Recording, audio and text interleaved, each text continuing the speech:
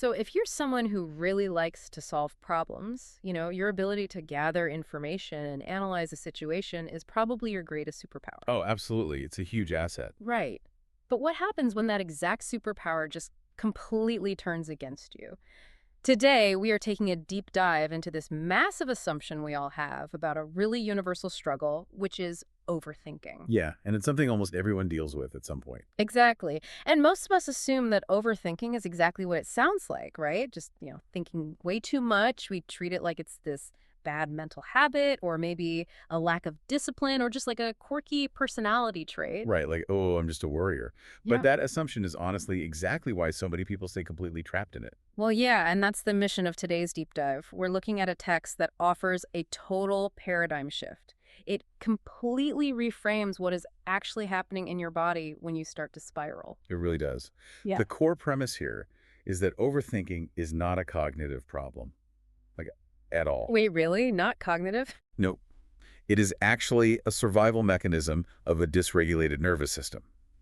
It's basically your body's desperate attempt to control what feels like a fundamentally unsafe world through just endless, exhausting analysis. Man, let's really unpack that. Uh-huh. Because making that shift from, I have a bad habit to my nervous system is completely dysregulated, that changes absolutely everything. It changes the entire approach to fixing it. Because if it is a nervous system issue, it means you literally cannot just logic or, think your way out of it. Right, you can't outthink overthinking. Exactly. So today, we are moving from that trap of analysis paralysis into a state of what the source calls somatic safety. Somatic safety. I love that term. And by the end of this, we're going to break down the exact biological mechanics of your spiral, and we'll have a toolkit of immediate physical interventions to basically pull the emergency brake on it. I think to get to those tools, though, we first really have to understand the flawed logic your brain is using when it starts spinning like that. Right, because it feels like it's just trying to ruin your day. It totally does. Being awake at 3 a.m., running through terrible scenarios definitely feels like torture. But your brain isn't actually trying to torture you. It's operating on a very specific protective rule. Okay, what's the rule? It has learned to believe this exact phrase: if I think hard enough about every single possibility, I can prevent disaster. Wow. Okay, so it's a misguided attempt at prediction. Precisely. You are sitting there subconsciously trying to create this physical sense of control over your environment by mentally running through literally every worst-case scenario. Yeah, and we see this happen all the time in incredibly relatable ways. Oh, for sure. Like you're sitting at your desk and you start thinking, my boss looked at me weird this morning. They probably hate my project. I mean, I might even get fired. We're the classic relationship one. My girlfriend hasn't read my message in 3 hours. She's definitely pulling away. Yes. Or even hyperfixating on a physical sensation. Like, my stomach aches today. Could this be a symptom of something terminal? It goes from 0 to 100 so fast. It really does. And the fascinating part from the text is looking at the actual origin of that response. Like, why does the brain default to that extreme level of threat detection? Right, where does that come from? Well, usually this mechanism is installed way back in childhood. It develops during a time when your world actually wasn't safe, or at least, felt fundamentally unpredictable or unstable. Okay, so if a child is in an environment where the adults or the circumstances are just wildly unpredictable, their best defense mechanism is hypervigilance. Exactly. They learn to read every microexpression in the room.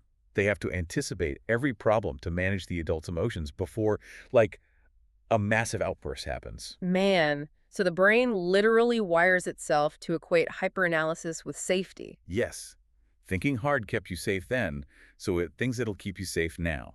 Thinking about that, it honestly feels like overthinking is basically a hyperactive smoke alarm. That's a really good way to put it. Yeah, like that alarm was installed to save you from a very real house fire, which is that childhood instability you just mentioned. It needed to be highly sensitive to keep you safe back then. Right. It did its job. But now, decades later, that same alarm is absolutely blaring just because you burnt your toast. It is screaming at you that you are in mortal danger when, in reality, your girlfriend is just in a meeting and left her phone at her desk. Exactly. The alarm is blaring, your heart is racing, your cortisol levels are just spiking, and your nervous system is pushed into full-blown fight-or-flight mode. And this brings us to this really profound paradox that the text highlights. Because what do we normally do when that mental alarm goes off? We try to argue with it. Right. We Yeah. try to use logic to turn it off. We tell ourselves, oh, just stop worrying. It's fine. Everything's fine. But the harder you try to stop thinking, the more you end up thinking. Because fighting the thoughts just validates to your primal brain that there actually is a real threat to fight. Precisely. If you go to war with your own mind, you are just dumping more adrenaline into your system. You are confirming the threat. That makes so much sense. So fighting thoughts actually strengthens them. Yes, because thinking or arguing with your thoughts does absolutely nothing to create physical safety. Only nervous system regulation creates safety. So instead of fighting, we need a totally different approach to the thoughts themselves. The source uses this really great metaphor about clouds. Ah, yeah, the storm clouds metaphor. Right, so think of these anxious thoughts like storm clouds passing overhead. If you're standing in your yard and a dark cloud rolls in, you don't scream at it to go away. You definitely don't try to punch the cloud. Exactly. You just Yeah. notice that it's there, you acknowledge it's raining, and you let it pass. You redirect your attention to what you're doing on the ground rather than, going to war with the sky. It's a really vital shift in perspective. You are observing the thought without attaching yourself to it. I do want to push back on that just a bit, though, on behalf of anyone listening who deals with really severe anxiety. Okay, sure. Let's hear it. Because, noticing clouds sounds lovely and peaceful if you're just worrying about a mildly awkward social interaction at the grocery store. Right. The low-stakes stuff. But what if the stakes are terrifying? The text mentions this heavier example of someone who is in recovery and they're overthinking about relapsing. Yeah, that's a very different level of spiral. Exactly. They're catastrophizing with thoughts like, will I drink? Did I mess up? What if I can't handle the stress of this week? When someone is in a spiral that dark, when the stakes literally feel like life or death, how can they possibly just notice those thoughts like passing clouds? That is such a crucial distinction to make, and the source actually addresses this. You cannot just passively sit there and watch terrifying high-stakes thoughts without physical intervention. Okay, so the clouds thing isn't enough on its own. No, because if the nervous system is completely hijacked, the prefrontal cortex, which is the logical part of your brain, it just goes offline. It just shuts down. Basically, yeah. And because the mind cannot heal the mind in that state, we have to use the body as an emergency brake. Ah, okay. So this is where we actually hack our hardware to force a reboot on our software. We have to physically interrupt the pattern. Yes, and there are very specific ways to do that. Let's start with the 2 to 3 minute rule. I love this one. The core idea here is that you simply cannot overthink while you are engaged in dynamic physical movement. You really can't. It takes about 2 to 3 minutes of continuous movement to break that neural loop. Movement is just the ultimate pattern interrupter. So what kind of movement are we talking about here? It could be anything intense. Dropping down and doing push-ups, putting on a song and dancing aggressively, or even just sprinting up a flight of stairs. And neurologically, why does that work? Well, when you force your body into intense movement, you are demanding that your brain shift its blood flow and its resources away from those abstract threat simulations happening in your head. Oh, so it physically redirects the blood. Exactly. Yeah. It redirects it toward motor function, spatial awareness, and breathing. Wow. You are literally changing the channel on your nervous system. That is so cool. And if movement isn't quite enough to snap you out of it, the text mentions these physical shocks you can use to instantly reset the system. Right, like jumping up and clapping your hands really loudly to give your body a sudden jolt. Yes. Or, one of the most effective tools, cold exposure. Splashing ice-cold water on your face, holding an ice cube in your bare hand, or stepping into a cold shower. It's pretty aggressive, but it works. It does. Because it is almost impossible to worry about what your boss thinks of you when your face is literally submerged in a bowl of ice water. The science behind that is genuinely fascinating. When you expose your face to cold water, it triggers something called the mammalian dive reflex. A mammalian dive reflex. Yeah. It instantly lowers your heart rate and stimulates the vagus nerve. And the vagus nerve is essentially this huge information superhighway connecting your brain to your internal organs. Wow. So it forces the nervous system to just deal with an immediate, tangible, physical reality. Exactly. It pulls you out of the imagined, terrifying future and violently anchors you into the present moment. But, okay, what if you're in a situation where you can't exactly drop and do 20 push-ups or plunge your face into a bowl of ice water? Right, like you're in a meeting or a crowded train. Yeah, exactly. We need some more subtle grounding techniques for those moments. That's where sensory grounding comes in. Specifically, the 5-4-3-2-1 method. It's a mental countdown designed to basically flood your brain with external data. How does countdown work? So, you deliberately name 5 things you can see around you.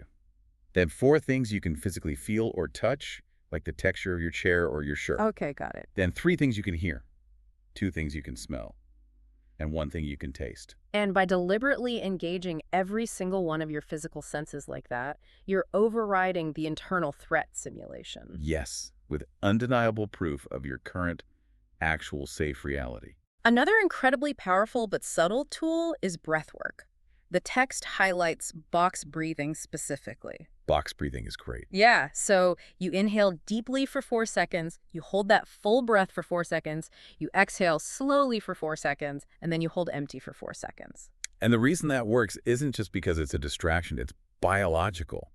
Your diaphragm is directly linked to that vagus nerve we mentioned earlier. Oh, really? I didn't realize they were connected like that. Oh, yeah. When you control your diaphragm and force a really slow, extended exhale, you are sending a biological signal up to your brainstem, Saying what exactly? saying, we are safe. We would not be breathing this slowly if a predator were actually chasing us. That is brilliant. And that physical signaling is paired with the tactic of external focus, because when you're spiraling, your attention is turned entirely inward, right? Yes, it's a massive hyper-focus on you and your perceived failures or fears. So the goal is to force your attention outward. Look at a painting and actually analyze the brushstrokes. Listen to an intricate piece of music and try to isolate just the bass line. Or even just play a visual puzzle game on your phone. Right, because your brain literally lacks the bandwidth to ruminate deeply about you while it is fully engaged in complex external processing. Okay, so we have all these emergency breaks. The cold water, the movement, the breathing. But nobody wants to live their entire life just jumping from one emergency break to the next. No, that sounds exhausting. If you are constantly splashing cold water on your face just to survive Tuesday, you're still living in a state of chronic stress. Exactly. If we want to stop the car from speeding out of control every single day, we have to look at long-term rewiring. We need what the text calls the deeper solution. Which means moving beyond just managing the symptoms. The deeper solution addresses the actual root cause. And the root cause is the lack of safety. Right. Overthinking will continue until your nervous system fundamentally believes it is safe at a baseline level. And as we've established, you cannot just talk your nervous system into feeling safe. No amount of logic works. We have to teach it somatic safety through action. And the deep dive outlines 5 core methods of creating this safety that literally rewire the brain over time. Let's break down those 5 methods, starting with one we already touched on, but using it as a daily practice rather than an emergency break. Right, regular cold exposure. Yes. When you intentionally subject yourself to the cold on a daily basis, like, say, ending your morning shower with 2 minutes of cold, you are doing something really profound. You are voluntarily spiking your own adrenaline. And by doing that and then intentionally controlling your breath through the shock, your nervous system learns a totally new baseline. Exactly. It learns, I can handle stress, I can be extremely uncomfortable, and I can recover. It literally trains your body to clear cortisol efficiently. Wow. Okay, the second method is a daily meditation practice. And I love how the text frames this because it isn't about achieving some mystical state of enlightenment. No, not at all. It is literally just about teaching the brain how to quiet down. Right, it actually shrinks the amygdala, right, the fear center of the brain. It does. And it reduces activity in the default mode network, which is a specific part of the brain that wanders into past regrets and future anxieties when you aren't focused on a task. Okay, the third method is taking action. And this teaches the brain, I am capable, because anxiety creates a freeze response. Yeah, you get paralyzed. But when you take decisive action, you release dopamine. And that dopamine helps override the freeze response and proves to your body that you actually have agency in your environment. That concept, taking action, really feels like the absolute crux of this entire deep dive to me. Action beats analysis every single time. It really is a mandate to bypass the negotiation phase with your brain entirely. Yes, like, don't sit there thinking, should I call that client back? What if they're mad at me? Just pick up the phone and call. Don't think, can I handle this cold shower today? Just turn the handle. Don't think, am I going to be okay today? Just stand up and move your body. Because that negotiation phase, that back and forth in your head, that is the overthinking. Every single second you spend analyzing whether you should take action is a second your nervous system remains stuck in threat mode. So true. So what are the final two methods for building long-term safety? Fourth is connection. Human beings are mammals, and our nervous systems are deeply designed for co-regulation. Right. So when you isolate yourself because you're anxious, your brain interprets that isolation as a literal survival threat. Exactly. Connecting securely with others teaches the nervous system, I am not alone, therefore I am safer. And the fifth method? The fifth is processing trauma, whether that's through therapy, somatic experiencing, or EMDR. Processing trauma takes those old, terrifying memories that the brain still treats as immediate threats and finally files them away in long-term storage. Teaching the deepest parts of the brain, it is safe now. The past is actually over. Exactly. To put all of this into practice, the source actually helps us build a daily protocol, a blueprint for your day to keep the nervous system regulated from the moment you wake up. Yeah, and it starts right in the morning. A cold shower to reset the baseline, breath work to signal safety to the vagus nerve right as you wake up, and physical movement. The movement burns off any of that ambient anxious energy before it can attach itself to a specific worry for the day. Right. Then, during the midday, when the overthinking inevitably tries to creep back in because, stressful things do happen at work, and in relationships, you deploy the emergency brakes. So you splash cold water, you do the 5-4-3-2-1 grounding technique, you focus externally, and you take immediate action on whatever task is directly in front of you. Yes. And finally, the evening routine is all about downregulation. Journaling to physically extract the looping worries out of your head and onto paper. Meditation to quiet the mind's default mode network before rest. And crucially, prioritizing high-quality sleep. Because deep sleep is the only time the nervous system can truly undergo physical healing and repair. You know, looking at this whole protocol, the strict routines, the daily movement, the physical reassurance, it reminds me of rehabilitating a skittish rescue dog. Oh, that's a great analogy. Yeah, like if you adopt a dog that came from a really abusive or highly unstable background, you don't sit that dog down on the couch and logically explain to it that the house is safe now. No, of course not. You don't say, look at the deadbolts on the doors, buddy. Look at the privacy fence. Let's analyze the perimeter together to prove we're secure. The dog wouldn't understand a single word you're saying. It doesn't process logic. And honestly, neither does your dysregulated nervous system when you try to use rational arguments to calm a panic attack. Exactly. Instead, how do you actually heal that rescue dog? You show it that it's safe through calm, consistent physical routines. You feed it at the exact same time every day. You take it for daily runs to burn off that high-strung nervous energy. You offer secure, consistent physical touch. You prove the safety through the body over and over again until the dog finally relaxes. Your overthinking brain is just that scared rescue dog trying its absolute hardest to protect you. I love that. And that brings us right to the ultimate bottom line of everything we've discussed today. Your overthinking mind truly is just trying to protect you. It's not the enemy. No, it's running a survival program it learned a long, long time ago, back when you genuinely needed it. But that program is obsolete now. Right. It is time to teach your nervous system that safety doesn't come from anticipating every possible disaster. Safety comes from being firmly anchored in this exact moment, not lost in the past or the future. It comes from moving your body, trusting your capabilities, taking decisive action, and co-regulating with others instead of just isolating yourself in your own head. When your physical body finally believes that you are safe, the mental overthinking automatically loses its power. So here is the immediate challenge for you listening. Next time you feel that familiar spiral creeping in, even if it's literally right after this deep dive ends, stand up. Stand right up. Go splash cold water on your face. Drop and do 20 push-ups. Radically interrupt the pattern. See for yourself how your brain quiets down when you force it into the physical present. Prove to your own nervous system that change happens through action, not more analysis. And as you start putting these tools into practice, I want to leave you with a final thought to ponder. If your brain has been burning this much incredible, exhausting energy just running threat simulations all day long to keep you safe, imagine what you could achieve if you redirected all that mental horsepower towards your actual goals once your body finally realizes it is safe to just live. It is time to turn off the smoke alarm and actually enjoy the house. Thanks for taking this deep dive with us. See you next time.